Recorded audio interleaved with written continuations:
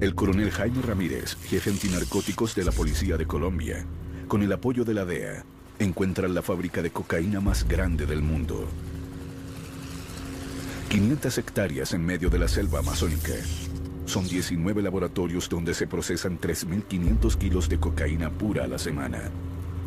6 pistas clandestinas donde hay parqueados, varios aviones y un helicóptero. 13 toneladas de coca están camufladas en medio de la maleza.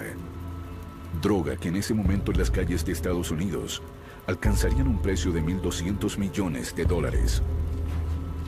Tranquilandia le confirma al país que el narcotráfico tiene un gran alcance y que tras él, además de Pablo Escobar, hay un hombre temible y poderoso, Gonzalo Rodríguez Gacha. Pablo Escobar le tenía miedo a Rodríguez Gacha. ¿Cómo sería mal? Es que él era matarife.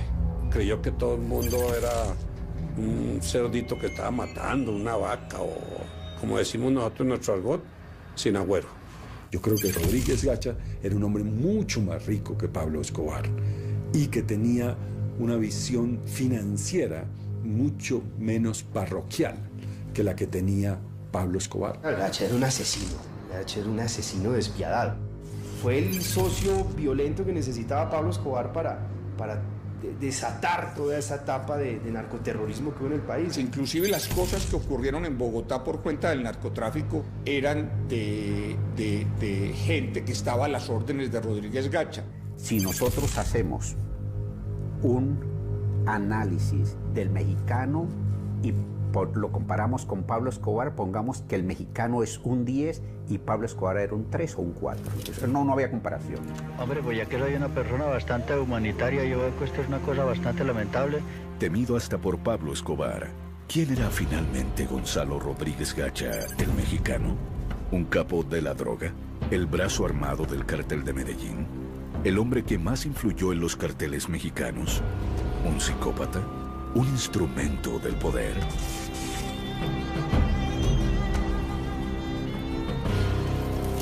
Primeros años. De pocas palabras, bajo perfil, con gusto desmesurado por la cultura mexicana. Gacha es una mezcla de gran empresario del narcotráfico y terrorista. Alguien sin límites morales.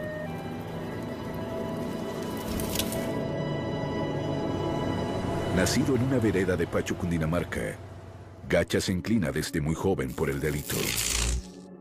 Lo que se puede saber es que nace en una familia humilde, de padres campesinos, y desde muy temprana edad comienza a dar señales de ser un muchacho muy vivo, que se roba la plata de la venta de los quesos de la familia y que quiere surgir, quiere salir de la pobreza.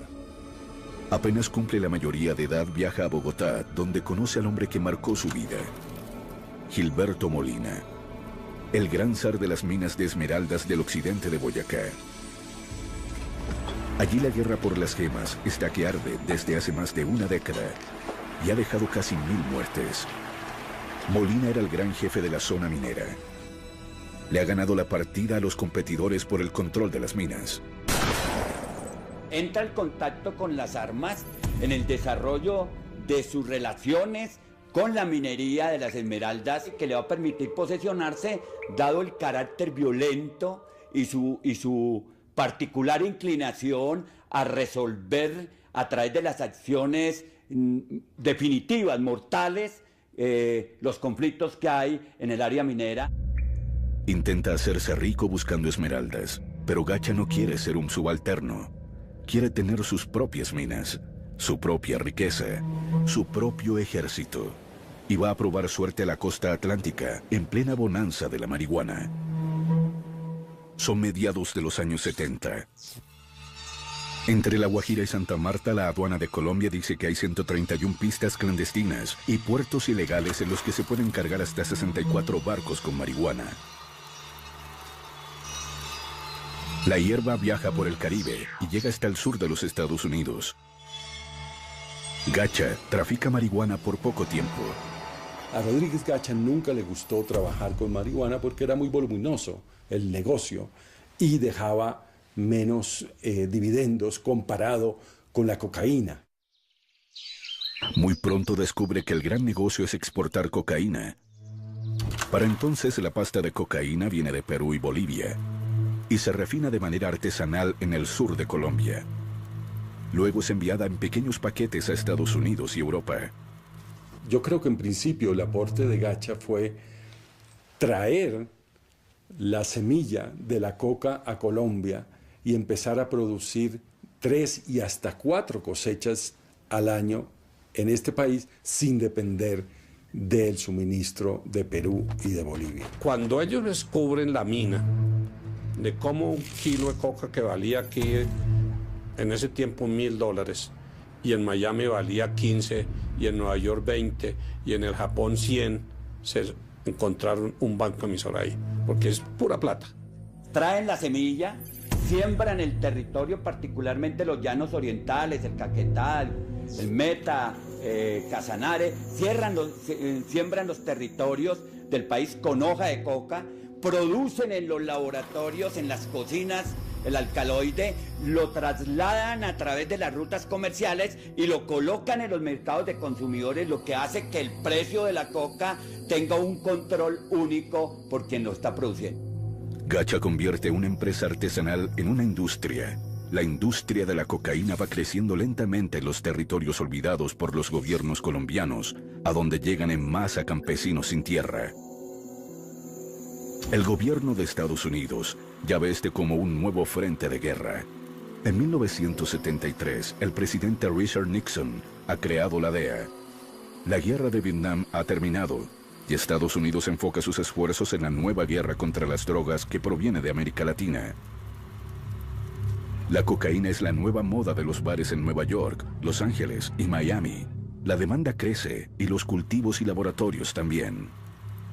La cocaína está de moda en Estados Unidos. La revista Newsweek publica un artículo en portada que glamoriza el uso de la cocaína. Dice que es como tomar vino. Eso hay que entenderlo para poder comprender por qué el cartel de Medellín, y en este caso Rodríguez Gacha, se vuelven muy poderosos.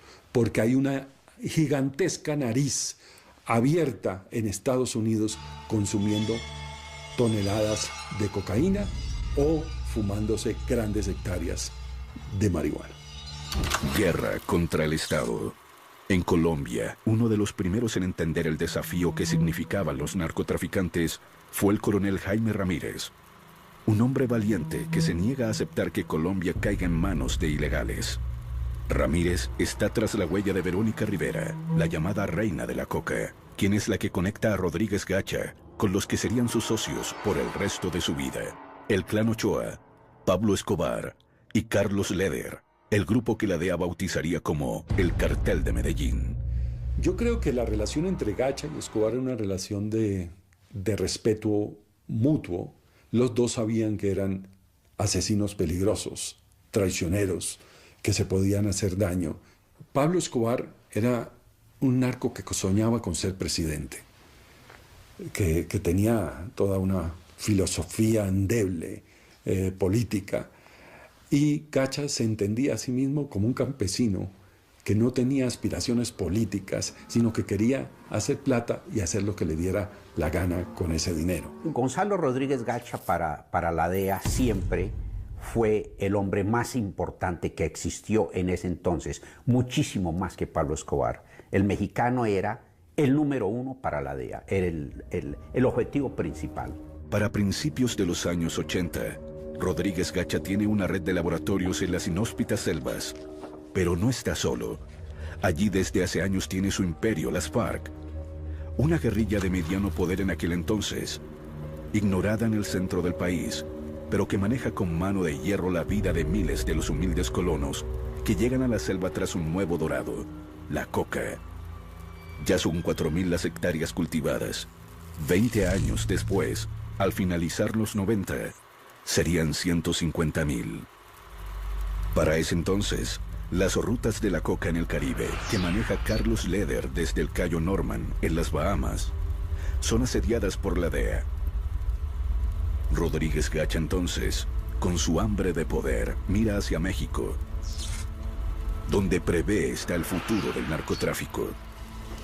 Pero en realidad lo que pasó es que los Estados Unidos logró bloquear la vía del Caribe, marítima y aérea, para acceder a Estados Unidos con droga enviada directamente desde Colombia. Y fue a partir de ese momento que los embarques de droga empezaron a salir por el Pacífico a Centroamérica y a México, que obviamente es mucho más difícil de cuidar porque es una frontera viva gigantescamente larga y pasa tanta gente que es mucho más difícil controlarla. El cartel de Sinaloa, controlado por Félix Gallardo, estaba interesado en diversificarse. Ellos dependían, a mediados de los 80, dependían mucho de la marihuana, pero no tenían un suministro constante de cocaína y tenían toda esta frontera inmensa con Estados Unidos para pasar la droga. Y hace el contacto con el Chapo Guzmán. El Chapo Guzmán es empleado de Félix Gallardo y ahí se comienza esta relación que lleva a Rodríguez Gacha a tener pistas, a comprar pistas en la frontera de México y Estados Unidos y trabajar con un promedio de 50-50 con los narcotraficantes mexicanos. Rodríguez Gacha hace el mejor negocio de su vida, lo que lo catapulta a ser un poderoso narcotraficante. México le causa gran impacto y termina convirtiéndose en un mexicano más. Siempre se ha dicho que él, el primer negocio que hizo grande, lo coronó por un puerto que se llama Mazatlán en México, y que a raíz de eso fue que él le cogió tanto amor a la cultura mexicana, y todas las propiedades de él llevaban nombres mexicanos. Los caballos tenían el nombre mexicano, en la finca tenían 200 sombreros de colección de alto costo, en unos están, me dicen que inclusive muchos cantantes famosos vinieron a compartir con él. El negocio está disparado. Los miembros del cartel de Medellín, incluido Rodríguez Gacha, posan de benefactores del país. Incluso Gacha reparte dinero a las víctimas del terremoto de Popayán. Pablo Escobar se lanza a la política y Carlos Leder da discursos nacionalistas en la plaza pública. La economía tolera los dineros mal habidos y la sociedad convive con los narcos como si fuera una nueva clase social emergente. Él tenía muchas propiedades y daba mucho empleo, había mucha gente que dependía económicamente de él. Lo de la capilla del municipio, él también colabora mucho en la reconstrucción de lo que hoy en día es la parroquia San Antonio de Padua económicamente. Él era una persona que colaboraba mucho con la gente, que era muy generosa y la gente lo seguía indiferentemente pues, de las actividades que después se supieron que él tenía. El hecho de que aquí haya tenido ese auge y haya tenido además esa aceptación social tiene que ver tanto con el debilitamiento del Estado como con el hecho de que esos sectores del narcotráfico financiaban también pues, industrias muy populares entre las personas, como el fútbol, cosas que finalmente representan parte de las expresiones populares de las personas.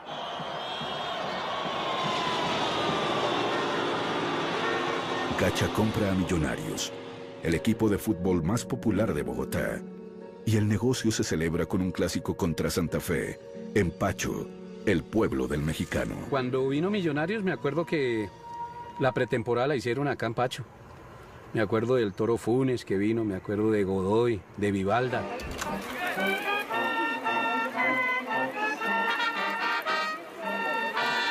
En la cancha estaba todo el pueblo de Pacho. Nos cambiamos, nos desplazamos a la cancha y es una cancha en muy buena condición para jugar un partido profesional. Estaba todo el pueblo de Pacho. Estaban las autoridades locales, el alcalde, estaba el policía, el jefe de policía.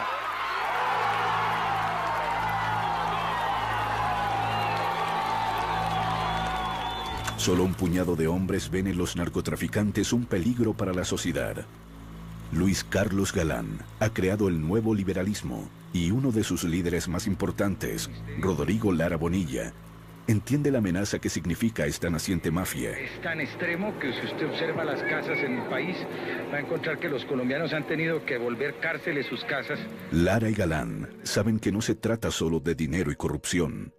Ven el potencial violento de los carteles. Claro, porque inmediatamente pues detectó algo que era muy visible, que era muy notorio, y fue pues la infiltración del narcotráfico en el fútbol, digamos, como una forma primero de lavar dinero y como una forma también para ellos de montar una industria. En ese entonces, naturalmente, salieron defensores de los equipos, defensores de esas estructuras mafiosas, a decir que pues que era un loco, que cómo podía acusar al fútbol colombiano, un juego del pueblo, de estar infiltrado por el narcotráfico. En 1982, Lara Bonilla se convierte en el ministro de Justicia del gobierno de Belisario Betancur, y desde allí empieza su combate al narcotráfico de la mano del coronel Jaime Ramírez. Jaime Ramírez se convirtió en la mano derecha tanto del embajador como del representante de la DEA, y son ellos los que después fraguan la relación con la persona que necesitaban en ese momento en el gobierno, que era Lara Bonilla.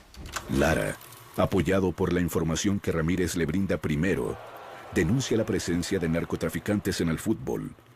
Luego pone sus ojos en los aeropuertos. Se da cuenta de que los cielos están siendo surcados por centenares de aeronaves cargadas de droga e inmoviliza a 150 de ellas. Bueno, básicamente el cartel de Medellín tenía una flota aérea al servicio del narcotráfico, contada con la complicidad de la aeronáutica civil para las licencias de los aviones. En ese momento, el ministro Lara Bonilla, con la ayuda del coronel Ramírez, decide hacer una revisión exhaustiva de quiénes están detrás de estas avionetas, helicópteros y aviones del cartel de Medellín. Y él se sorprendió muchísimo, dijo, bueno, pero ¿cómo es posible que el narcotráfico hoy esté utilizando aeronaves? Porque es que una aeronave necesita de un permiso oficial, necesita de una matrícula, necesita aterrizar en pistas. ¿Qué está pasando en el país? ¿Qué está pasando con nuestras autoridades? Entonces les aterrizan los aviones, cosa que naturalmente al narcotráfico le duele muchísimo porque empieza a dificultarle su tarea. En una sociedad permisiva con los narcotraficantes, que banaliza su influencia en la política y en la economía, Lara y Rodríguez se convierten en verdaderos obstáculos para Gacha y el resto del cartel de Medellín. Intentan sacarlos del camino a como dé lugar. Lara es citado a un debate de control político, y antes de él mostrar las pruebas que tiene de que Pablo Escobar es un narcotraficante agazapado en la política, recibe un golpe bajo. Y tan pronto llega al Senado se da cuenta de que él lo citan a debate, y él no sabía por qué.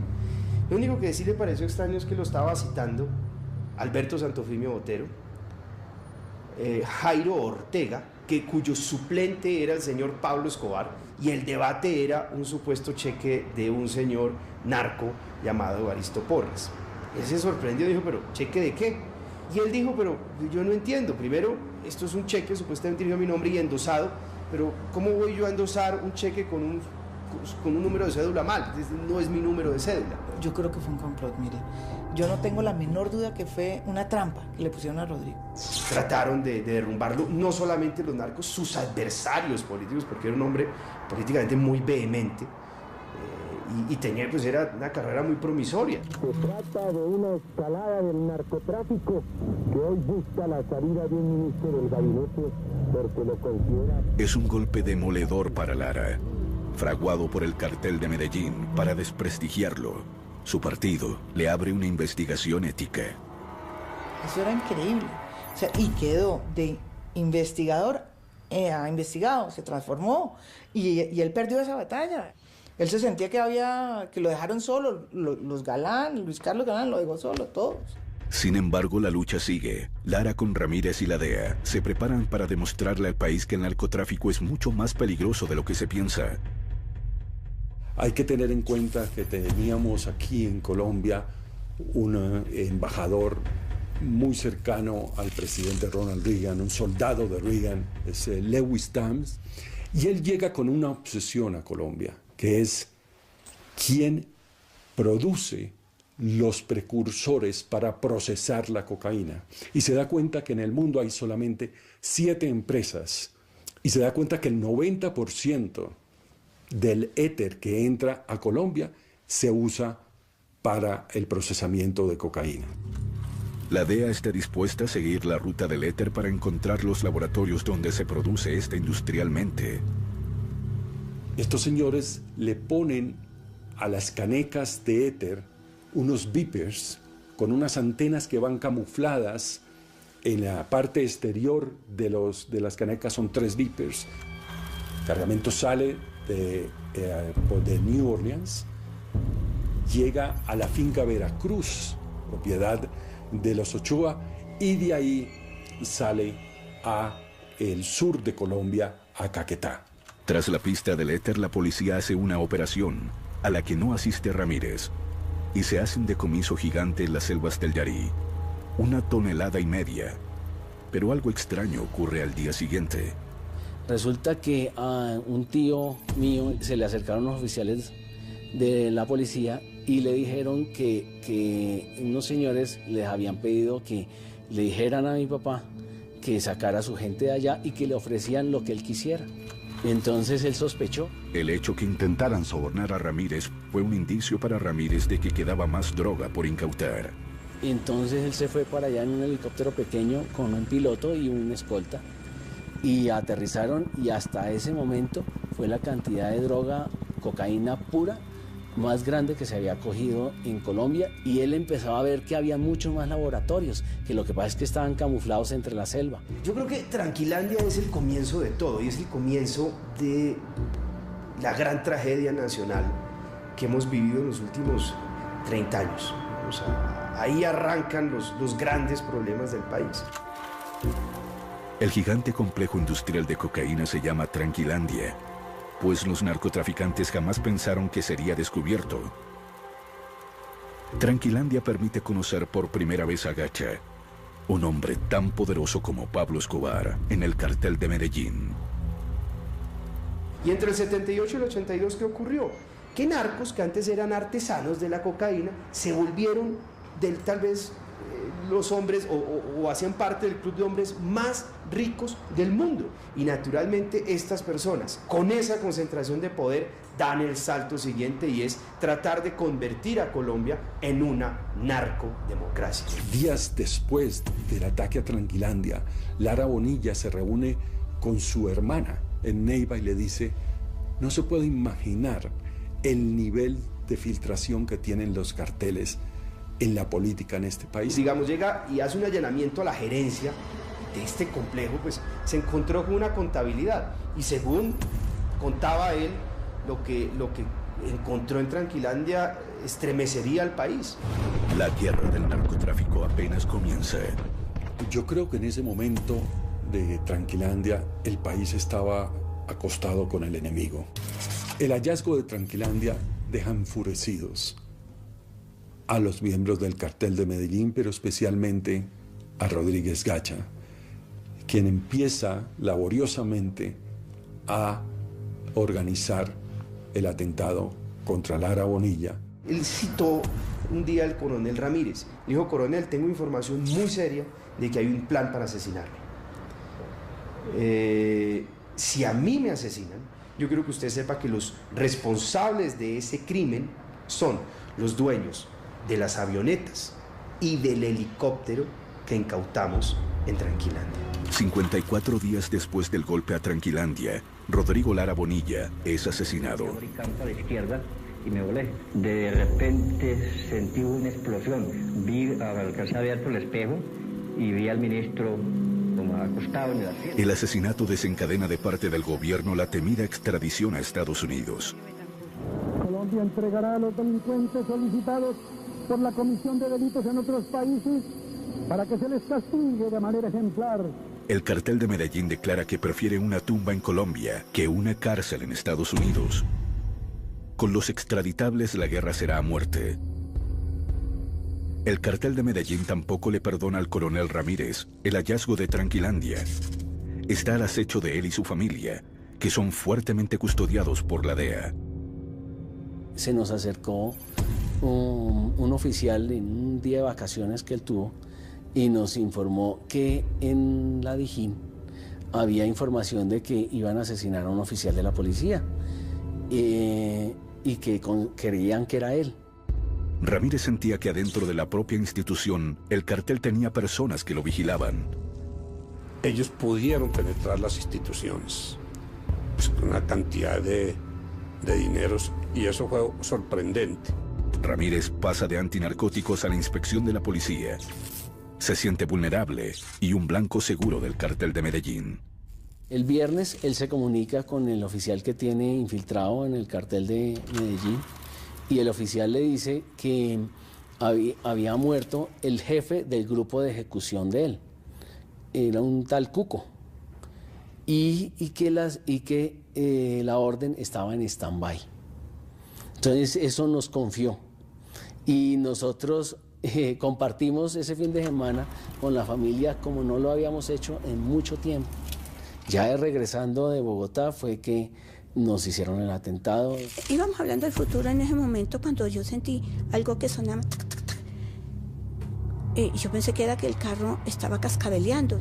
Después entendimos que eran las ráfagas de ametralladora que tenía silenciador. En ese momento ya me di cuenta que Jaime fue una ráfaga tenaz.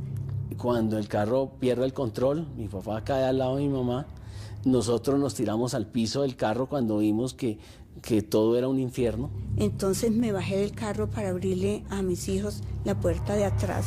En ese momento me encontré con el asesino de frente con la ametralladora que me la puso al pecho y yo le imploré que por favor no me matara. Entonces él se fue, Jaime estaba recostado, pues muerto, recostado sobre el lado mío y fue y le hizo un tiro en el oído para rematarlo. Tranquilandia había sido finalmente vengada por la mafia y la guerra contra el Estado será brutal a lo largo de la segunda mitad de los años 80. Eran misiones mesiánicas de un ministro que estuvo a punto de renunciar por una extorsión de los narcos, de un policía que creía en su país y que creía que había lugar para demostrar que se podía luchar contra ellos, y de uno que otro periodista o político que apoyaba también esa causa, pero no era una acción del Estado. Entonces, toda esa gente luchó en forma solitaria y murió en forma solitaria y bajo un gran desagradecimiento e ingratitud de parte del Estado. Guerra contra la izquierda. Rodríguez Gacha tiene otras guerras entre sus manos. Una de ellas contra las FARC. Cuando Gacha instaló los primeros laboratorios en las selvas del Yarí, este era un territorio olvidado por el Estado, pero bajo el control de la guerrilla comunista de las FARC. El grupo armado cobra un impuesto a los cultivos y laboratorios, y la relación con Gacha siempre es tensa y difícil.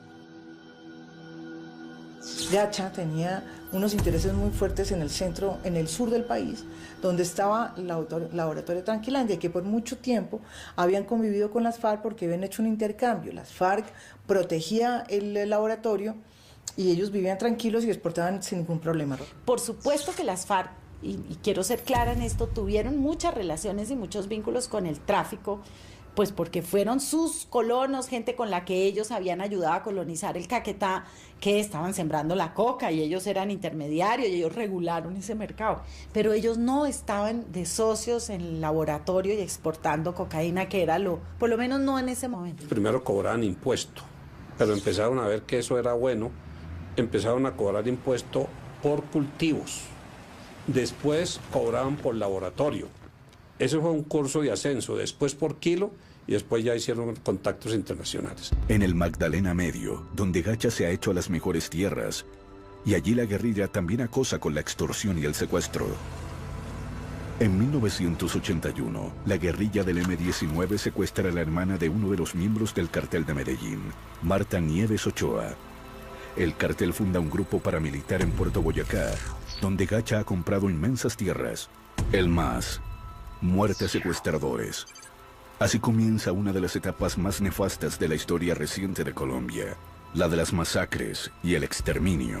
Cuando la devuelven, la devuelven como a los 90 días, ese MAS originario se disuelve, pero el nombre MAS se convierte en una especie de franquicia o de nombre fácil para que cualquiera que quisiera asesinar gente que tuviera que ver con guerrillas o incluso con la izquierda solamente pudieran asesinar. Gacha financió Muerte a los Secuestradores, que fue una primera célula de estos grupos paramilitares. Fue el paso entre digamos, en la historia del paramilitarismo, estos escuadrones de la muerte encubiertos en los que eran miembros del ejército directamente los que se hacían pasar como escuadrones de la muerte, fue el paso de ese tipo de estrategia a una estrategia en la cual se vinculaban campesinos, sectores rurales, a pequeños grupos y estructuras que se terminaron convirtiendo después en un ejército, las Autodefensas Unidas de Colombia.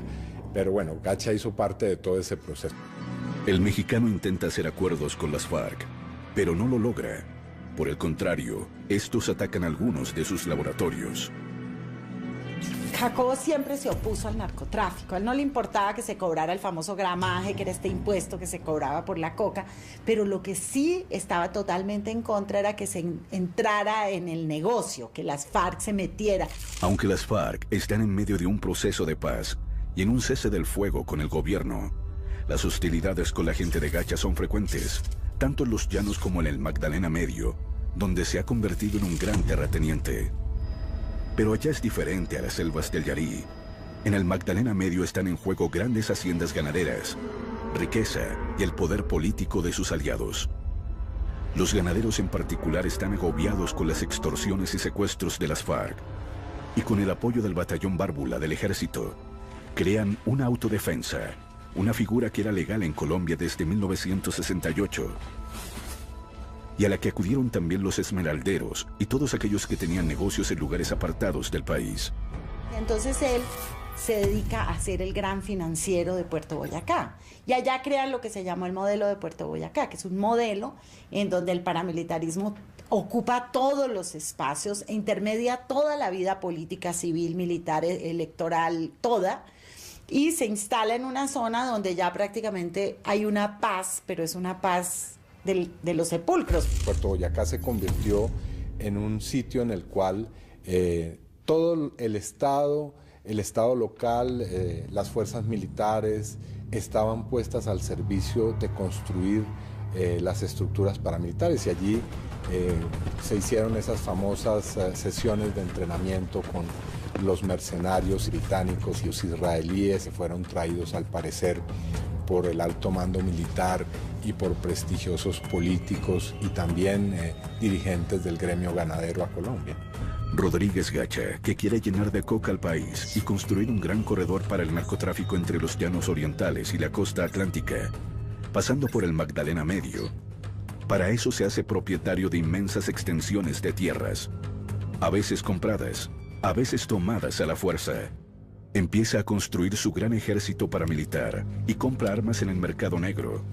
Quiere doblegar a las FARC y, de paso, a todos quienes simpaticen con ellas. Eso tampoco pues es que fuera propiamente una cosa ideológica, no. Eso era para defender las tierras que ellos, donde lograban expulsar las FARC y expulsaban las FARC, y si tenían que matar los campesinos porque supuestamente eran colaboradores, los mataban. Pues. Entonces ese cuento de que eso era para defender... para defendernos del comunismo y eso es un cuento, era para defender sus intereses. Y ahí se mostraba él cómo era, o sea, ¿quién era? Pues un señor conservador que decía que él estaba mamado, que la guerrilla estuviera agarrando mejor dicho, que estaba asesinando a todo el mundo, y que él decidió hacer un ejército privado para defenderse porque aquí nadie lo defendía. Lo que tenía Rodríguez Gacha era que tenía muy buena penetración con los militares, con la policía, con el DAS, es que manejaba todo en una zona donde era pues fundamental para poder producir y sacar el narcotráfico. En medio del proceso de paz que estaba en curso, las FARC empiezan a hacer política a través de la Unión Patriótica. En 1986 ganan numerosos escaños al Consejo, a las diputaciones y al Congreso. Su fuerza electoral está en las zonas donde Gacha aspira a construir un gran corredor de droga, entre los llanos orientales y la costa atlántica. Entonces, comienza el exterminio de la UP. Efectivamente, Gacha aparece como autor y como determinador de varios de los principales asesinatos y magnicidios que se cometieron en las primeras salidas públicas de la Unión Patriótica, en elecciones y también en los procesos que se estaban estructurando en las regiones del país. Entre 1986 y 1989, la guerra sucia contra la Unión Patriótica es devastadora. Masacres como la de Segovia se hacen para golpear a sus bases sociales. Son asesinados 9 de sus congresistas y cientos de concejales. Gacha entiende que cualquier proceso que permita entrar en la vida civil a guerrilleros, como es el de la UP, va a crearle a él un enemigo ya dentro del mundo lícito, y entiende que hay que eliminarlos a todos, y financia esa campaña terrible de asesinato de 3.000 militantes de la Unión Patriótica.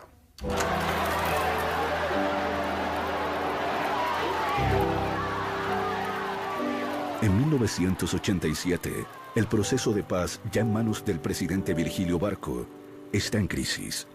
Las FARC rompen la tregua y semanas después, Gacha ordena la muerte del candidato presidencial de la UP, Jaime Pardo Leal, un carismático abogado de centroizquierda. La muerte de Pardo Leal se convierte en un punto de quiebre para el país. Las FARC asumen que no hay espacio para pactar la paz y se van por el camino de la guerra hasta hoy. Guerra contra el cartel de Cali. Gacha y el cartel de Medellín abren un nuevo frente de batalla en 1987, esta vez contra el cartel de Cali. La guerra empieza porque ellos se habían dividido sus negocios en Estados Unidos. El cartel de Cali toma la parte de Nueva York y la parte norte, y parece que ellos vieron mucho celo porque les fue mejor a los de Cali y empezaron a meterse en sus negocios. Esta es la guerra que marcará el principio del fin del cartel de Medellín. La guerra empieza cuando el cartel de Cali dinamita el edificio Mónaco, donde vive Pablo Escobar. Luego el cartel de Medellín se ensañarán contra las drogas La Rebaja, una cadena de farmacias propiedad de los hermanos Rodríguez Orejuela de Cali. En esa guerra, el brazo armado, como lo fue en otras, del cartel de Medellín, era Rodríguez Gacha.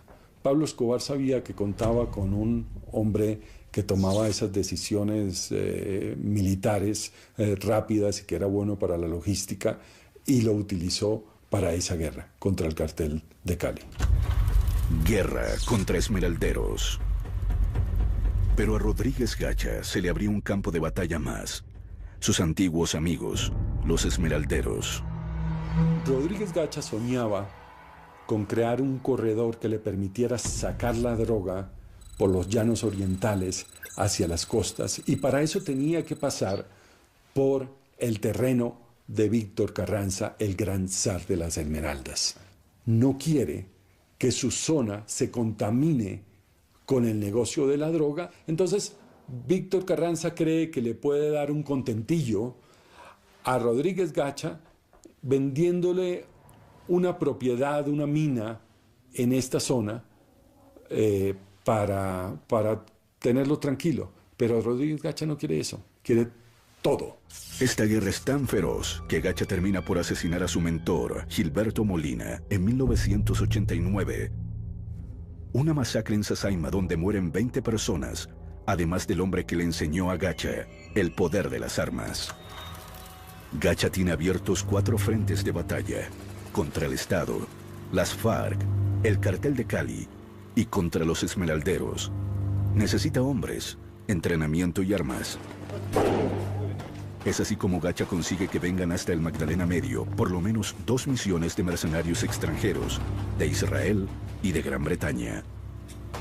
Antes de que los mercenarios israelíes llegaran a Colombia, Gacha tuvo contacto con mercenarios británicos que le ofrecieron volar en pedazos Casa Verde, el sitio, el epicentro de las FARC. Sobre los israelíes hay mucha controversia. Yair Klein, un ex oficial del ejército de Israel, llegó con otros oficiales en retiro de su país.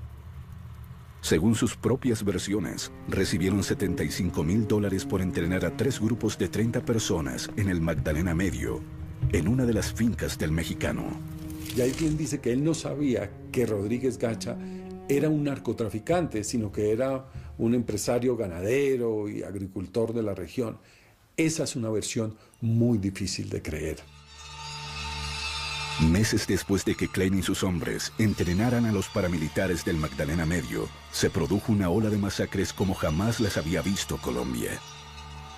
En esa escuela, la escuela de Jair Klein, si uno toma la lista de los alumnos, se da cuenta que fueron los grandes asesinos y autores de las peores masacres que ha visto la historia de Colombia.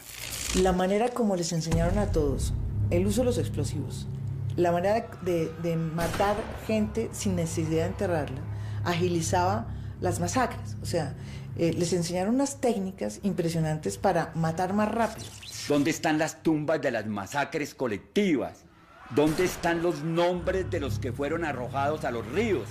De los que fueron consumidos en fosos de caimanes y de cocodrilos que se construyeron para eso. Es decir, el imaginario de la criminalidad narco-paramilitar y narcoterrorista es absolutamente para espantar, para llenar de terror, porque ese era el propósito, construir el terror y gobernar y controlar el territorio desde el terror, administrando económicamente el miedo. En ese momento Colombia se suma en el periodo más aterrador de su historia. Los narcotraficantes tienen dinero, muchas armas, redes de cómplices en todos lados y ningún escrúpulo para matar. No solo han matado a Lara, sino a Lou Murtra, al procurador Carlos Mauro Hoyos, y vuelan la sede del DAS, que alberga a uno de sus archienemigos, el general Maza Márquez, a quien acusan de estar trabajando de la mano del Cartel de Cali. La mafia de Cali quiere evitar un golpe mortal contra sus familias, y para ello necesitan infiltrar al Cartel de Medellín. Necesitan la cabeza de Gacha. El Cartel de Cali diseña una estrategia demoledora de infiltración del Cartel de Medellín, en el marco del cual aparece Jorge Velázquez, el navegante.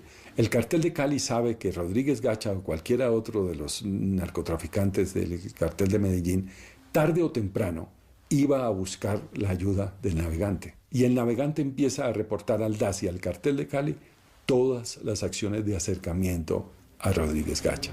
Velázquez se gana la confianza de Gacha. Le hace viajes con droga. En varias ocasiones es citado a Pacho por el mexicano. Nadie sospecha que se trata de un informante. Gacha necesitaba armas y le pide a Jair Klein que le solucione ese problema.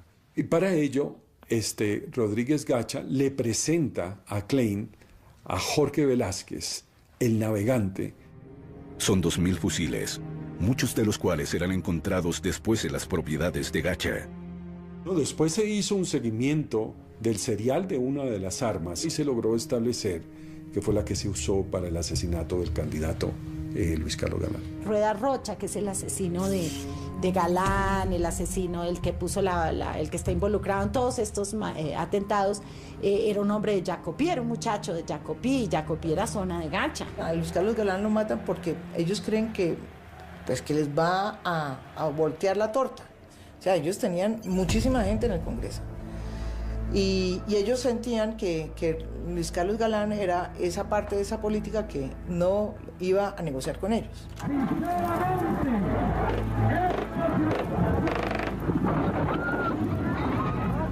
Lamentamos informar a los colombianos, el precandidato liberal Luis Carlos Galán Sarmiento ha fallecido. Efectivamente, el clímax de una serie de hechos terroristas que tiene sumido al país en la peor crisis de su historia es el asesinato de Luis Carlos Galán. En ese momento, el hombre sobre el que se depositaban las esperanzas del país. Durante el año 89 y parte del año 90, y todo el gobierno del presidente Barco y parte del de Betancur, fue una batalla por la supervivencia de la democracia. Cuando en una campaña a uno le matan la mitad de los candidatos presidenciales, entonces uno dice, ¿y qué hubieran hecho? No, pues ojalá hubiéramos tenido más justicia y hubiéramos podido tener más justicia de la que teníamos en ese momento. El problema verdadero era ese, que no teníamos suficiente justicia para encarar estos personajes y que había complicidades en la sociedad. Es a César Gaviria quien le corresponde reemplazar a Galán como candidato a la presidencia por el Partido Liberal. Sobre él también se ciñe la amenaza de la muerte. El 27 de noviembre de 1989, Él debe tomar un avión de Avianca de Bogotá a Cali. El avión estalla en el aire. Gaviria no iba en él. Pero 107 personas vuelan en 1000 pedazos. La guerra ya es demencial. Sí es verdad que en ese avión iba a viajar mi seguridad. Y el vuelo se movió para 2 horas antes. Y yo la semana anterior o 2 semanas antes había tomado la decisión de no montar más en avión comercial por una razón que creo que es fácilmente comprensible. Yo me montaba en los aviones y la gente se empezaba a bajar. Ahora, es bastante alucinante que para matar a una persona tumben un avión. La muerte de Gacha. El cerco contra Gacha empieza a cerrarse. La DEA, el DAS y la policía lo persiguen. El cartel de Cali le respira en la nuca y su hijo Freddy, heredero de su imperio criminal, es capturado. Él casi no dormía, Gonzalo no dormía porque él ya tenía presentimiento de que algo tenía que suceder. Y él decía que ningún reino es eterno. Y él sabía que se iba a morir. A pesar de los fusiles, de tener un ejército privado y todas las tierras que quiso, Gacha estaba solo, aterrado con la idea de que no tenía lugar sobre la tierra donde esconderse. Porque todos sus esquemas de seguridad se los había descubierto el DAS en su alianza con el cartel de Cali. O sea, realmente esa alianza fue la que los debilitó. Gacha no tiene en quién confiar y busca refugio justamente en la boca del lobo. Acude al navegante, al hombre que trabaja para el cartel de Cali, para que le brinde protección.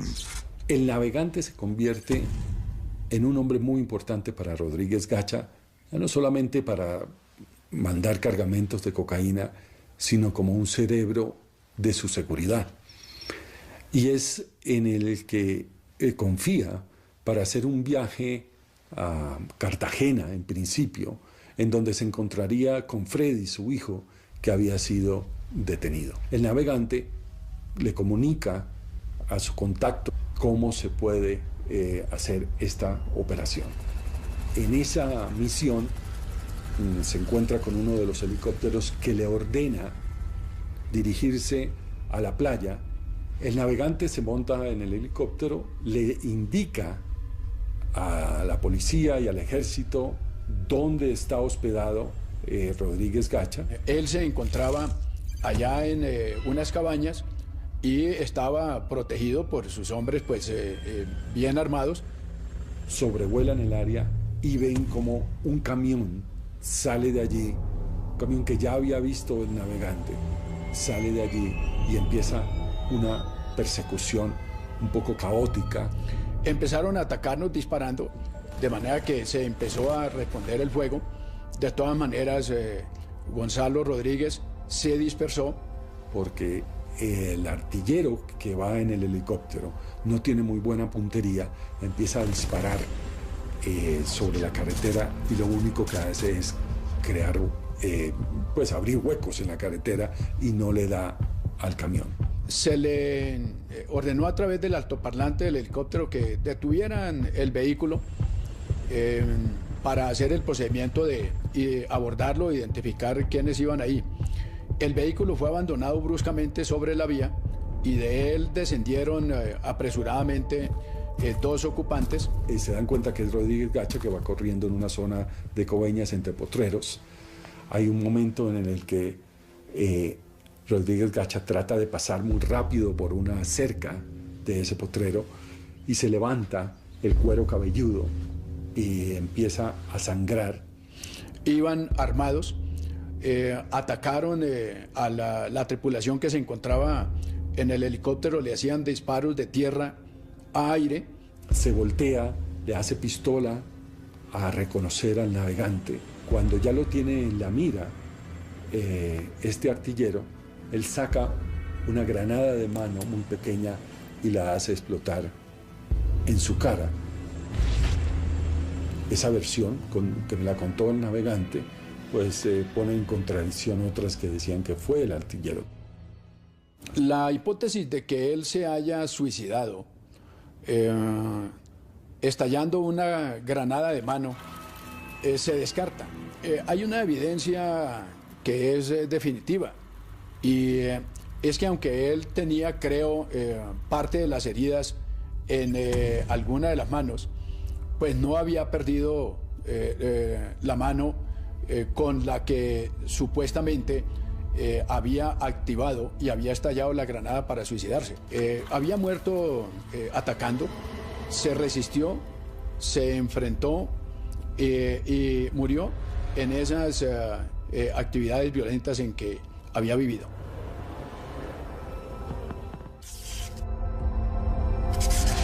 Gonzalo Rodríguez Gacha murió el 15 de diciembre de 1989, a sus 42 años. Dejó un legado de muerte que retomarían los paramilitares a través de las Autodefensas Unidas de Colombia. Gacha y su herencia de muerte. Sus víctimas se cuentan por miles y Colombia no logra todavía entender por qué produce personajes como Gacha, ni por qué el narcotráfico ha sido tan persistente. Yo tengo la teoría que todos estos personajes fueron producto de las circunstancias. Yo he entrevistado a muchos de estos paramilitares, narcotraficantes, y yo siento que es gente que donde les tocó vivir en un país donde se normalizó matar, se normalizó hacer unas maldades terribles, y que quizás si esa misma persona nace en otra circunstancia, jamás se le ocurre volverse un monstruo, ni un asesino, ni un psicópata. La estela de muertes, de víctimas, de viudas, de huérfanos, de desaparecidos, de despedazados, de triturados por la maquinaria criminal de Gacha, es absolutamente imponderable. Crímenes atroces que no podrían ser perdonados en ningún tribunal de ninguna naturaleza por el daño que le hicieron al país. No creo que ni Gacha, ni Escobar, ni los Castaño, ni tantos otros fueron individuos que lograron erigir carteles e imperios del crimen organizado sin contar con un inmenso apoyo e incluso con una dirección del poder político. Por supuesto que los socios políticos del cartel de Medellín llegaron a gobernar este país y siguen vigentes políticamente. Pero entonces yo no creo que hayan ganado. Eso es un combate y una lucha que nunca termina. Pues como dijo algún escritor colombiano, en Colombia la política ha corrompido el narcotráfico. Memoria dolorosa. La muerte de Gacha llenó de alivio a muchos y debilitó el cartel de Medellín. Sin embargo, ni su muerte ni la de Pablo Escobar han significado el fin del narcotráfico. De hecho, México, el país que Gacha siempre quiso imitar, paradójicamente parece imitar su sed de sangre. Cuando uno mira tantos años de lucha, tantos muertos, para algo que no ha producido mayores efectos, sobre todo en Estados Unidos, o sea, no han reducido el consumo, sigue siendo un negocio gigantesco, hay más de 500 000 de personas en la cárcel. Entonces uno sí se pregunta si ese esfuerzo descomunal que ha hecho Colombia o que está haciendo México o Centroamérica, pues sí son la política correcta, pero ha sido muy ineficaz. El problema del narcotráfico ni se ha resuelto ni se ha reducido y empieza a verse como una política que fracasó. Es que la industria del narcotráfico se transformó. Ya no es la industria del narcotráfico de los viejos cártel, ni de los grupos de traquetos, ni de los apodados como Cuchillo, Jabón, Los Gemelos. Hoy el narcotráfico es una empresa productiva de altísima confidencialidad, con una serie de personajes que juegan el papel de testaferros a prueba de toda duda, que son capaces de mover por los circuitos económicos convencionales la mercancía y lavar activos desde las bolsas de Nueva York, desde Japón o desde cualquier parte del mundo.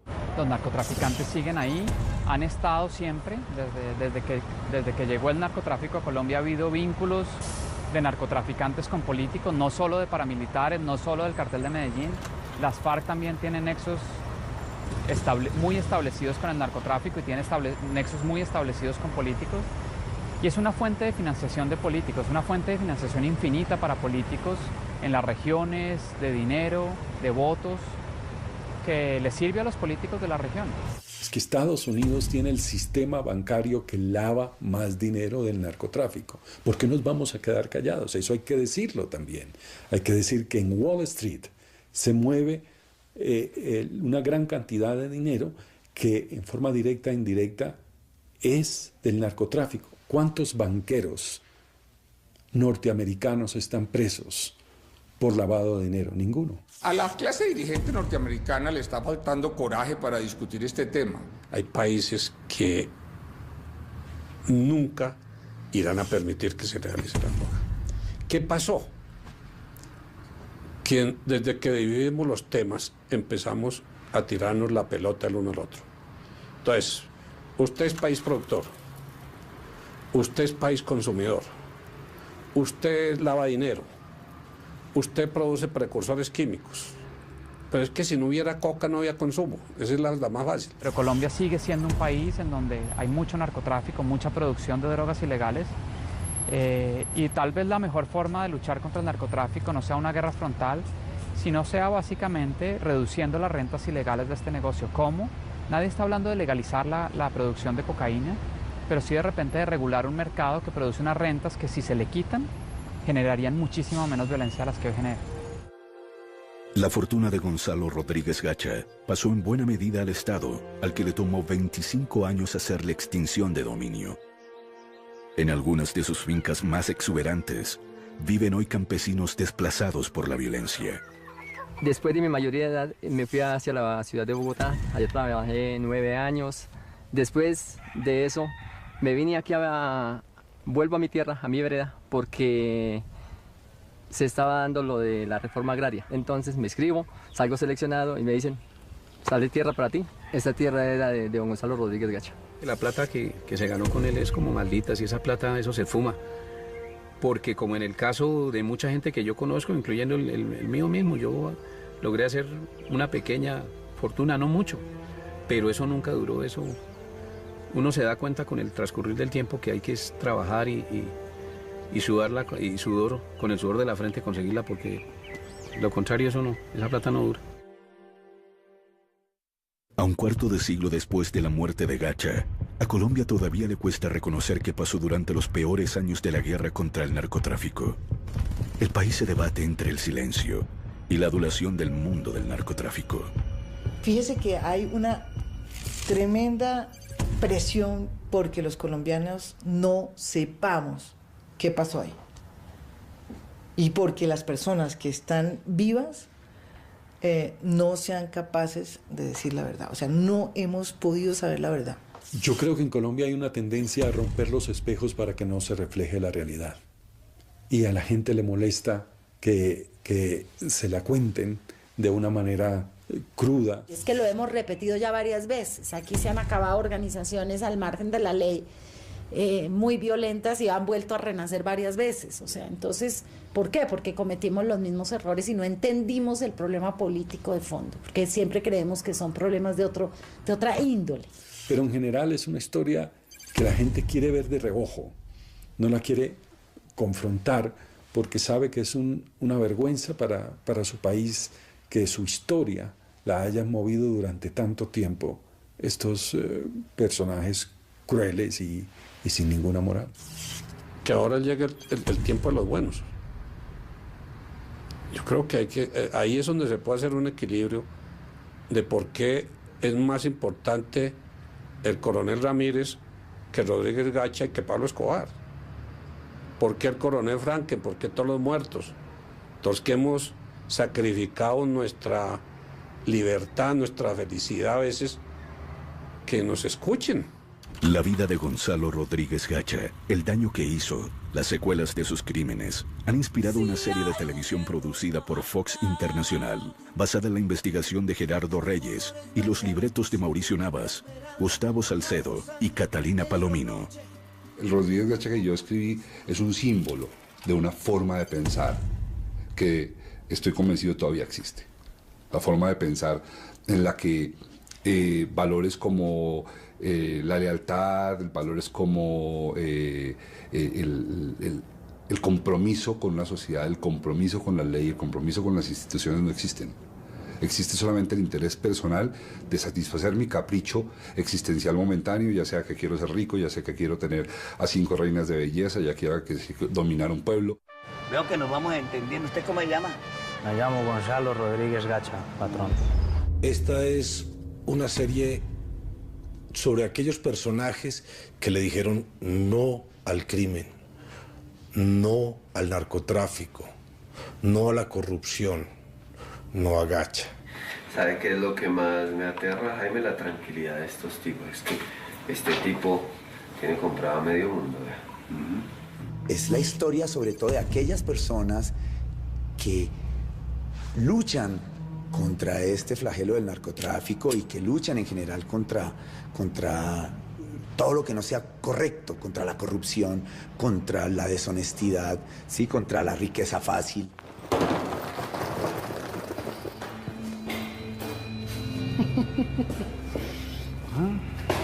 ¿Cómo la vio? Así de sencillo. Desde el libreto mismo se ha tenido cuidado de no mitificar un personaje como Gacha. Contar la historia de este personaje que es muy atractiva, ¿sí? De una manera que permita ser leído por el espectador como lo que es, un bandido. Así nos gastemos una fortuna, vamos a acabar con ellos. La historia que todo colombiano debe conocer. Todos esos que me miran desde arriba, me van a mirar desde el piso. El canal RCN te trae otra gran superproducción, alias El Mexicano, con Flora Martínez, Rafael Novoa, Juan Sebastián Calero, Carolina Gaitán, Toto Vega, Nicolás Rincón, Manuela González, Fabio Rubiano, alias El Mexicano. Gran estreno, mañana a las 9 de la noche. Después de protagonistas de nuestra tele en sus últimos días. Entonces la historia de Gonzalo Rodríguez Gacha y de un señor que se llama Jaime Ramírez, que él era un policía de investigaciones, un tipo muy inteligente, un tipo que llegó a ser nuestro como pionero en la investigación. Créame que cuando yo hablo también de ese tema me miran como si fuera un bicho raro que hubiera bajado de una nave extraterrestre. Mira, tú te metes a internet y encuentras muchísima información acerca de Pablo Escobar y toda esta gente y Gonzalo Rodríguez Gacha, pero entras a buscar información acerca, digamos, de Jaime Ramírez y encuentras apenas, creo que una página. Eso viene de casa. Jaime Ramírez Gómez creía en la institución, creía en ser un buen policía, creía en hacer las cosas correctamente, paga. De verdad la felicito, ojalá todos los colombianos fuéramos como usted. Buenas noches. Y ojalá todos los policías fueran como usted. Yo le digo a un niño, ¿usted sabe quién es el coronel Ramírez? ¿Usted sabe quién era Rodrigo Lara? Pero le preguntas quién era Pablo Escobar o quién era Gacha y saben. Entonces, eso duele, lastima y uno dice, uy, ¿dónde estamos? ¿Qué nos está pasando, por favor? Puede decirse que la serie es un homenaje a quienes dieron su vida luchando contra el narcotráfico, cuando el resto de la sociedad ignoraba su dimensión. Rodrigo Lara Bonilla, en compañía de Jaime Ramírez Gómez, fueron los dos tipos que le pusieron por primera vez el pecho al narcotráfico en Colombia. Y los tipos que tuvieron la visión, el uno desde la policía y el otro desde la política, de saber que los criminales que estaban emergiendo eran criminales que la humanidad jamás había visto. Pero bueno, los dos tenemos el secreto, ¿no? Esto es llegar temprano a la oficina bien bañadito y uno debe que hablarse, ¿no? Arregladito y así funcionamos. Por favor, doctor Lara, siéntese. Rodrigo Lara era una persona vertical, recta, de verdad uno de los grandes héroes de esta patria, un político que de verdad ejercía el hecho de la política, que es el bien de la comunidad sobre el bien personal. Ahora sí, ¿tiene consejo de seguridad? No, doctor Lara, yo vine a hablar única y exclusivamente con usted. Dentro de cada institución siempre hay alguien que logra sobrepasar el miedo. Entonces uno dice, claro, extrañamente estos mismos personajes, estos mismos héroes, muchas veces son traicionados por sus mismos colegas. Que los fueron dejando solos porque el país los dejó solos. Les dieron la espalda, a los dos les dieron la espalda. Usted se dio el favor que yo le hice a usted. Pero la serie no es una serie de historia, sino un drama de ficción basado en una investigación periodística. Y entonces empezaron a aparecer fuentes de información, algunas pues, cuyos nombres no se pueden revelar, y me permitieron construir una ficción basada en lo real, que es uno de los grandes motores de la historia, y son personajes como Ana Belén. Buenas, con permiso. Mucho gusto. Gonzalo Rodríguez Gacha.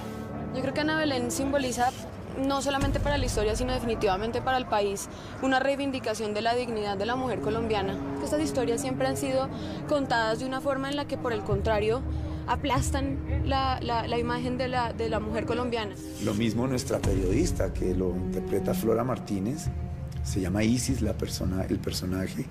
Es una loca por la noticia, es una periodista, realmente periodista, que vive, sufre y quiere ser la mejor periodista del mundo y ser honesta con su profesión, y se está dando cuenta de que entra en unos mundos muy difíciles.